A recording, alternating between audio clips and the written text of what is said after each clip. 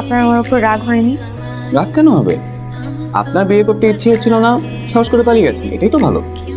উল্টা নিজের ইচ্ছার বিরুদ্ধে বিয়ে হলে সেটা খারাপ হতো।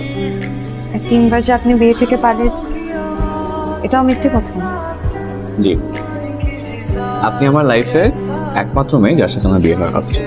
আমার মা একটু অন্যরকম, আমাদের কিছু জানাই আমাদের জানেন, কিন্তু আমার বিয়েটা ঠিক করে ফেলেছে। চেনেন না, জানেন না, যাকে তাকে বিয়ে করা যায় না। আচ্ছা, আজকে আসছি। আবার আসবেন কিন্তু, মানে এমনি এমনি না, অসুস্থ হলে তবেই আসবে। আপনাকে ডিসকাউন্ট দেবো আমি। হাজার হোক, এই হলেও হতে পারতেন আমার একমাত্র বিবাহিত বউ।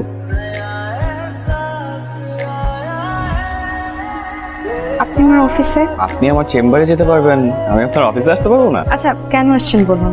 সবচেয়ে ভালো হয় যদি একটা রেস্টুরেন্টে বসে কথা বলি। আজকে উঠি তাহলে।